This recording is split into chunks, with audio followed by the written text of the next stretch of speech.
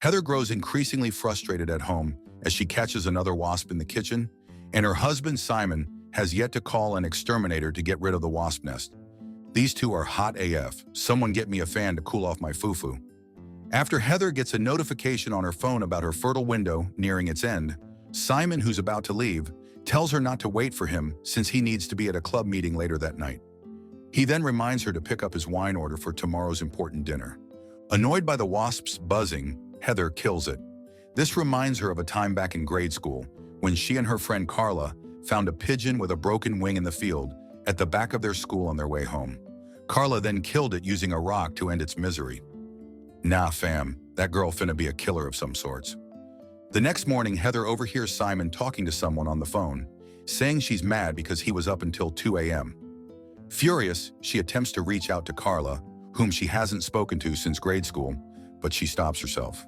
While Heather meticulously prepares food for Simon's dinner, she suspects that the wasps enter through their smoke detector, which she discovers to be true when she sees a wasp exit the smoke detector and fly to the dead wasp by the window later at dinner. Yo, what's that sound?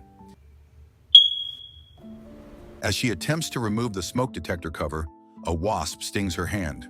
Furious, she takes a hammer and punches a hole in the ceiling, causing the wasp nest to fall and the wasps to fly everywhere, just as Simon enters the kitchen. Simon leads her out of the kitchen and informs his guests about what's going on. After the guests leave, Simon expresses his anger about Heather messing up his important dinner. He tells her that he'll call the exterminator in the morning and leaves without telling her where he's going.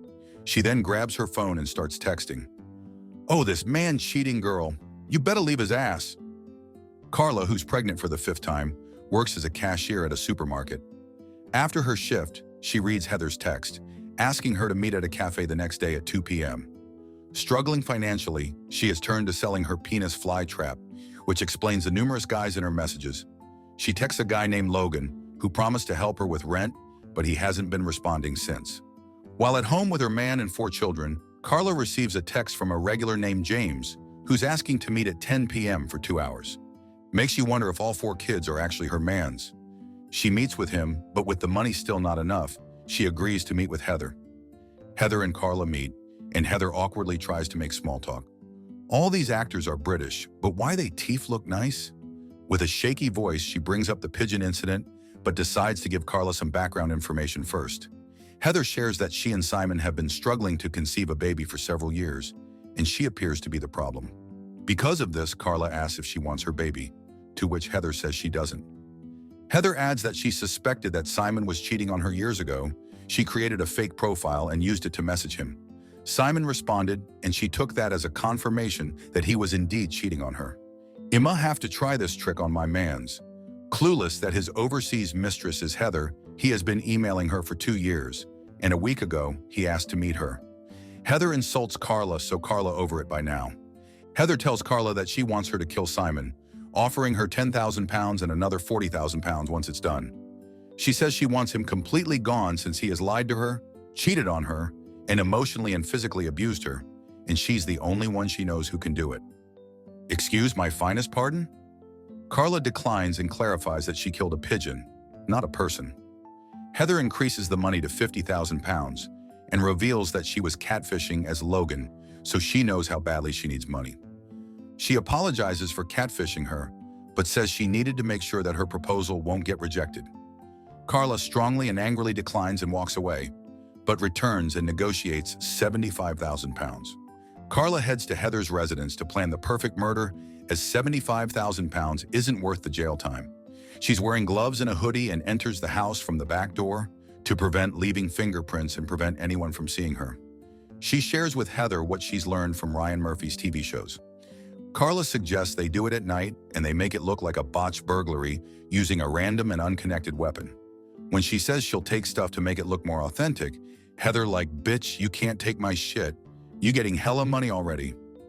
As they eat and drink the food Heather prepared, Heather says her idea seems cliche and suggests drugging his dinner and Carla killing him afterward. She suggests that Carla cut him up, freeze him in bags, slowly thaw him, and feed him to her dog. This is some Jeffrey Dahmer level shit. His infidelity will be the reason for his disappearance, and Heather will have everyone's sympathy as the scorned and betrayed wife.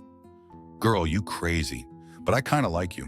Since Simon might overpower her, Carla suggests they combine their plan. Heather will drug him or make him pass out drunk at dinner, then Carla will kill him and make it look like a botched burglary. Heather will take a sleeping pill and discover him in the morning. They practice how Heather should react when she discovers him in the morning and how she's going to call to report it. Ain't nobody gonna believe that Tubi movie level acting, girl. When Carla says Heather should stop being fixated on losing her things, Heather says she wants to get rid of Simon, but wants to make sure every other area of her life remains unaffected. Carla tells her that things will definitely change, and she needs to get her story straight because she will be questioned a lot. Heather tells Carla that she spent her teenage years severely depressed and miserable, blaming her for it. Although she says she doesn't remember what she did, she apologizes, prompting Heather to say that saying, "I'm sorry" after 30 years is not enough. Heather reminds her that in 7th grade, after the pigeon incident, Carla made up a story about Heather having a crush on their classmate, Toby, and her touching herself while thinking about him. Heather denied it, but the kids called her Dirty Heather. Carla threatens to leave and reveal her plan to kill Simon if she continues to talk about their past. When Heather tries to stop her, Carla reveals that she wanted to hurt Heather for having a perfect life and judging her every day. She adds that the morning of the day she killed the pigeon, she saw her father physically abuse her mother, and she was the one who called the ambulance. Soon he began abusing Carla too. Heather reveals that she knew about her abusive father because she saw her bruises and she was never allowed to go to Carla's house, so she thought they could be friends and do nice things together, so she'll feel better. When Carla points out that they knew but didn't do anything, Heather says she doesn't know if her mother did anything because she was too young then. One day, Carla's bullying escalated. Carla took Heather to the school storeroom and beat her up. Since they were friends and she knew she'd get expelled, Heather didn't name Carla as her attacker. My ass would have tattled on that literal hoe. When Carla sees Simon and Heather's photo, she realizes that Simon is James, one of her clients. After Heather reveals that she knows that they've been seeing each other for years, and heavily around 7 months ago, she uses chloroform to knock her out since the drug tea she served hasn't sedated her yet. Gagged. Miss Thang is a calculated little fooker. Heather writes a letter and drops it in the mailbox of her next-door neighbor, the Lidfords. When she returns, she wakes up Carla, whom she has tied in a chair and gagged. She then reminds Carla that during the 9th grade disco, Carla sexually violated her in the ladies' room and whispered "good girl" in her ear after. She adds that Carla never did anything to her again after that, as if she already got what she wanted. When Heather leaves the room to call and ask Simon what time he's coming home, asking him to text her when he's on his way, Carla tries to escape but fails. Heather returns and removes Carla's gag to give her the opportunity to speak since the incident caused her to have difficulty conceiving, and she doesn't know what she inserted, but she can feel something growing inside her, but her scans don't show anything. Carla tells her that she's truly sorry for what she has done and that she wishes she can undo it. She begs her to let her live for the sake of her children and offers to give her her baby once it's born since it's Simon's baby. But Heather grabs a knife and tells her that she might have just acted like she was calling Simon because she had already killed him in a jealous rage and stuffed him in a cupboard under the stairs until she decides what to do with him. She adds that she has planned on using the knife to extract the baby from her stomach while she's still alive so she can watch her take it from her and cradle it in her arms before she bleeds to death. Carla screams for help, which the Lidford's young daughter, Ruby Lidford, hears, prompting her to look over to Heather's residence from their fence. After Heather shuts Carla's ass up, she receives a text. Heather frees Carla, who immediately runs to escape and grabs a stool, which she threatens to throw at Heather so she can move and look for exit points around the house. Ruby sees them walk past a window, which alarms her. Soon, Carla realizes that she's trapped inside. Carla asks Heather if she really killed Simon and why she's violent when she hates violence. Carla admits that she was violent, but she acted on instinct and impulse, unlike her, who planned everything out, telling Heather that she's not better than her and everyone else. She says that what she can feel growing inside her is disappointment, that her life didn't turn out how it was supposed to be and turned out to be worse. Carla's life as a cashier and side hoe isn't any better. Heather puts down the knife on a table between her and Carla, saying she wants her to think about what her instincts are telling her. Heather slowly walks towards Carla with her hand in her pocket, making her choose between kindness and violence. Frightened and thinking that Heather has another knife in her pocket, Carla takes the knife from the table and stabs Heather. Immediately after she learns that Heather was just holding her worry stone in her pocket, Simon arrives, prompting Heather to chuckle and whisper, "Good girl," in her ear. When Simon sees Heather bleeding on the floor and Carla holding a knife, he runs to Heather's aid and she dies in his arms. When Simon sees Ruby and her mother looking through their window, Simon runs after them, trying to explain that Carla killed Heather.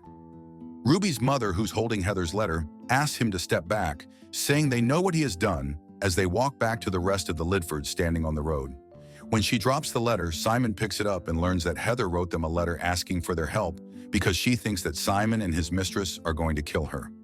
Shortly after the police arrive, Miss Heather Girl was dedicated on her revenge plot, but honestly, if Carla had messed up Heather's life that much, Carla definitely deserved prison time. Now they up for murder charges. What did you guys think of this one? Did Carla and Simon have it coming? Subscribe to watch more videos like this. Turn on notifications. And leave a like, it really helps the channel out. Thank you for watching.